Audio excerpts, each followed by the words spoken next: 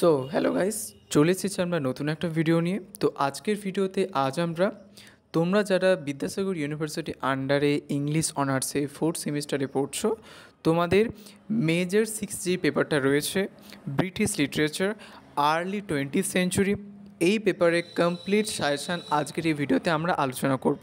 তো তাই জন্য ভিডিওটা তোমরা কিন্তু শেষ পর্যন্ত দেখতে থাকো, খুবই গুরুত্বপূর্ণ হতে চলেছে এবং সবাইকে বেস্ট অফ লাক, খুব ভালোভাবে তোমরা প্রিপারেশান কিন্তু নিতে থাকো। ওকে, চলো তাহলে শুরু করা যাক। তো সবার আগে আমরা সিলেবাসের সম্পর্কে দেখব যে তোমাদের সিলেবাসের মধ্যে কী কী রয়েছে, অর্থাৎ কোর্স কন্টেন্টসের মধ্যে কী কী রয়েছে। তো দেখো এখানে দেখতে পাচ্ছ তোমাদের 3টে সেকশন রয়েছে, এ বি সি করে। এতে দেখো তোমাদের রয়েছে পোয়েট্রি, বিতে রয়েছে দেখো ফিকশন এবং সিতে রয়েছে তোমাদের প্লে। ওকে, এবার দেখো এই পোয়েট্রি সেকশানে তোমাদের 4টে কবিতা পড়তে হবে। প্রথম কবিতা রয়েছে দেখো ডব্লিউ.বি. ইয়েটসের দ্য ওয়াইল্ড সন্স অ্যাট কুলে। তারপর দেখো টি.এস. এলিয়টের রয়েছে the journey of the Maggi, এবং তারপরে ওয়েনের রয়েছে অ্যান্থিম ফর ডুমড ইউথ, এবং তারপর এডেনের রয়েছে দ্য আননোন সিটিজেন। ওকে, আচ্ছা, এবার দেখো ফিকশানের দিকে যদি তোমরা আসো তাহলে দেখতে পাবে এখানে 3টে তোমাদেরকে স্টোরি পড়তে হবে। জোসেফ কনরাডের লর্ড জিম, ডি.এইচ. লরেন্সের দ্য হোয়াইট স্টকিং, এবং ক্যাথরিন ম্যানসফিল্ডের দ্য ফ্লাই। ওকে, আর লাস্টে সি সেকশানে প্লের আন্ডারে তোমাদের করতে হবে শ এর আর্মস অ্যান্ড দ্য ম্যান। ওকে, তো আমি তোমাদেরকে একদম কমপ্লিট 10 মার্কসে কোন কোন কোয়েশ্চেনগুলো করতে হবে ভালোভাবে একটু দেখে নাও, তাহলে তোমরা বুঝতে পারবে। ওকে, চলো তাহলে এবার 10 মার্কসে আসা যাক। 10 মার্কসে দেখো এখানে প্রথম কোয়েশ্চেন রয়েছে, question number 1, attempt a critical appreciation of the wild songs at কুলে। অর্থাৎ দ্য ওয়াইল্ড সন্স অ্যাট কুলের একটা ক্রিটিক্যাল অ্যাপ্রিসিয়েশন বানিয়ে নেবে, অর্থাৎ মাস্টার একটা নোট বানিয়ে নেবে, যেই নোটটা তুমি দ্য ওয়াইল্ড সন্স অ্যাট কুলে যেরকমই কোয়েশ্চেন আসুক তুমি ইজিলি লিখতে পারবে। ঠিক আছে, তো একটা কিন্তু মাস্টার নোট খুব ভালোভাবে বানিয়ে নেবে।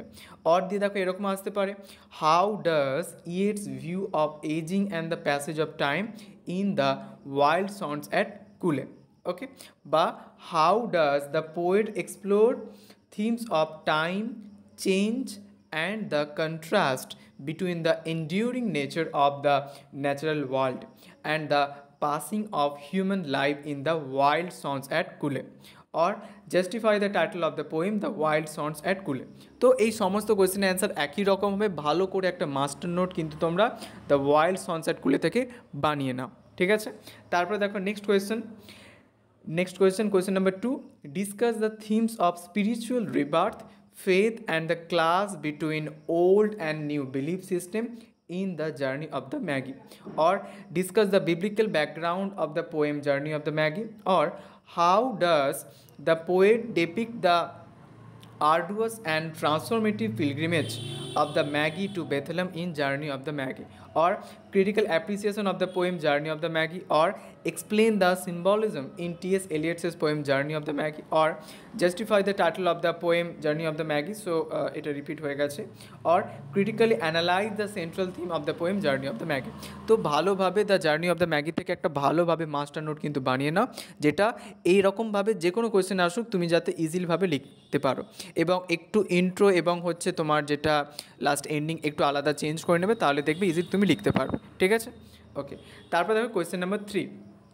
কোয়েশ্চেন নাম্বার 3তে দেখো রয়েছে critically analyse the title of the poem anthem for doomed youth, অর্থাৎ অ্যান্থিম ফর ডুমড ইউথ এটা তোমাকে টাইটেলের উপরে অ্যানালিসিস করতে হবে, or attempt a critical appreciation of the poem anthem for doomed youth, অর্থাৎ অ্যান্থিম ফর ডুমড ইউথের এক প্রকার একটা ক্রিটিক্যাল অ্যাপ্রিসিয়েশন তোমায় করতে হবে, or what is the significance of the title of the poem anthem for doomed youth, অর্থাৎ anthem for doomed ইউথের টাইটেলের সিগনিফিকেন্সটা কি, or how does the poet explore the brutal realities of war and the lack of proper mourning for soldiers who die in battle in Anthem for Doomed Youth। ভালোভাবে কিন্তু এই Anthem for Doomed Youth একটা master note কিন্তু তৈরি করে রাখবে। ঠিক আছে, তো এমনভাবে অ্যান্সারটা তৈরি করবে যাতে করে তুমি মানে তোমার যেরকমই কোয়েশ্চেন আসো তুমি ইজিলি লিখতে পারবে। ঠিক আছে, তো ভালোভাবে কিন্তু করবে। এবার দেখো দ্য আননোন সিটিজেন কিন্তু খুব গুরুত্বপূর্ণ। দেখো কী কী রয়েছে, bring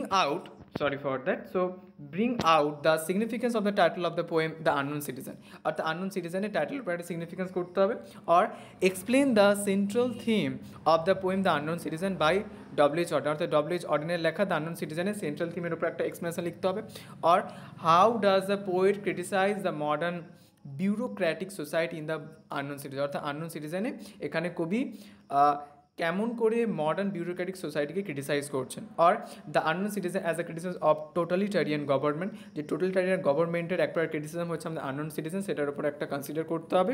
R irony and satire in the unknown Citizen or justify the title of the poem the unknown Citizen. তো সমস্ত কোয়েশ্চেন অ্যান্সার একই রকম হবে। কবিতা থেকে একটা ভালো নোট করলে তুমি 5ও লিখতে পারবে, 2ও লিখতে পারবে, আর 10 তো অবশ্যই লিখতে তুমি পারবেই, ঠিক আছে। তো ভালোভাবে কিন্তু দ্য আননোন সিটিজেন থেকে ভালোভাবে একটা মাস্টার নোট কিন্তু বানিয়ে নাও। তো কবিতা দেখো 4টে তোমাদের দিচ্ছে, কারণ কবিতা থেকে তোমাদের লং নোট 2টো পড়বে, সেমি লং 2টো, আর শর্ট কোশ্চেন 4টে পড়বে।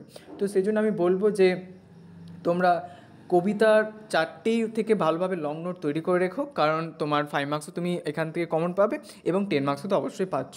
ওকে, এবার দেখো তোমাদের ফিকশন থেকে, অর্থাৎ বি সেকশন থেকে, ওখানে দেখো তোমাদের ফার্স্ট কোয়েশ্চেন লর্ড জিম থেকে আমি দিয়েছি, consider Lord Jim as a critic of colonialism and imperialism. অর্থাৎ কোলোনিয়ালিজম এবং ইম্পেরিয়ালিজম একটা ক্রিটিক বলতে পারো লর্ড জিম, সেটা কনসিডার করতে হবে। আর justify the title of the novel Lord Jim, যে লর্ড জিমে টাইটেলের উপর একটা জাস্টিফিকেশন করতে হবে। আর use of symbols in Lord জিমে সিম্বলস একটা তোমাকে কমেন্টারি করতে হবে সিম্বলস ইউজিংয়ের ওপর। আর how does Conrad's Lord Jim elaborate the conflict between an individual's inner moral code and এবং হিজ আউটার অ্যাক্টিভিটিস, যে লর্ড জিমে এখানে এই কনফ্লিক্টটা কেমন করে ইলাবোরেট করা হয়, যে বিটুইন দ্য কার মধ্যে an individual inner moral code এবং আউটার অ্যাক্টিভিটিস মধ্যে। আর রাইট আর note on Conrad's philosophy of life and special emphasis on Lord Jim, যে কনরাডসের লাইফ সম্পর্কে যে ফিলোসফি তিনি দিয়েছেন লর্ড জিমে, সেটার সম্পর্কে তোমায় বলতে হবে। তো একটা থেকে লর্ড জিম থেকে একটাই এই ভালোভাবে এই নোটটা করে রাখো, তো ইজিলি তুমি লিখতে পারবে, ঠিক আছে। তারপরে দেখো তোমাদের দ্য ফ্লাইও কিন্তু খুব গুরুত্বপূর্ণ। তো ফ্লাই থেকে দেখো রয়েছে significance of the title of the story the fly, or how does Katherine Mansfield explore the themes of grief, loss and the human condition in the fly, যে ক্যাথারিন ম্যানসফিল্ডে তুমি গ্রিফ, লস এবং human কন্ডিশনের যে থিমগুলো দেখতে পাবে সেটার ওপর তোমাকে লিখতে হবে। আর role of the Woodifield in the Fly, তো অবশ্যই ফ্লাই তুমি লিখতে গেলে উডিফিল সম্পর্কে তোমাকে বলতেই হবে, তো ভালোভাবে এটা করে রাখবে, ঠিক আছে। তারপর এবার দেখো তোমাদের আর্মস অ্যান্ড দ্য ম্যান, অর্থাৎ আমি এবার তোমাদের সি সেকশানের প্লেতে বলছি, তো তারপরে তোমার হোয়াইট স্টকিং থেকেও বলবো।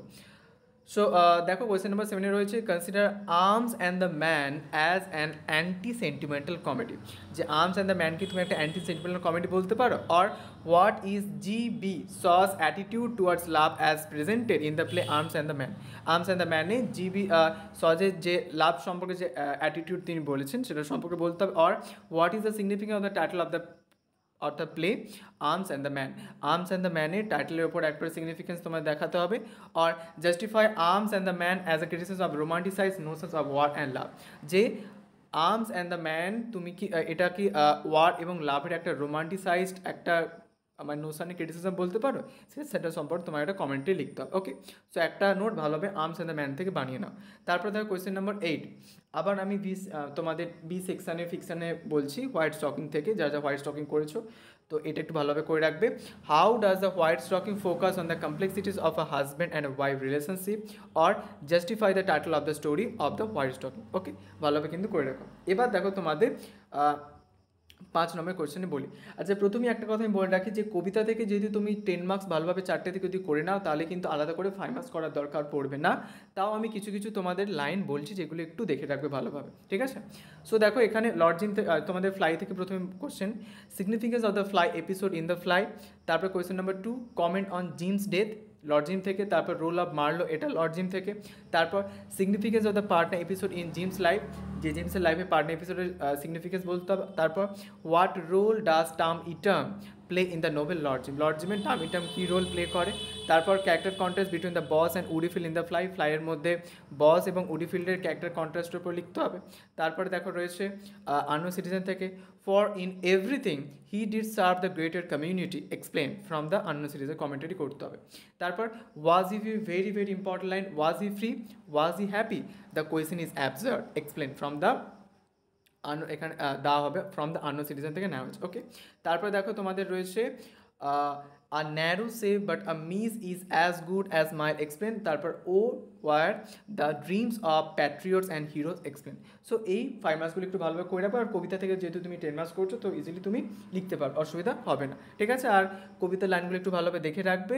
সো ভালোভাবে সবাই প্রিপারেশন নাও, কারো যদি কোথাও কোনো প্রশ্ন থাকে অবশ্যই কিন্তু আমাকে কমেন্টে সেটা জানা। ওকে, বেস্ট অফ লাক সবাইকে, to all my dear warriors. Thank you so much সবাইকে।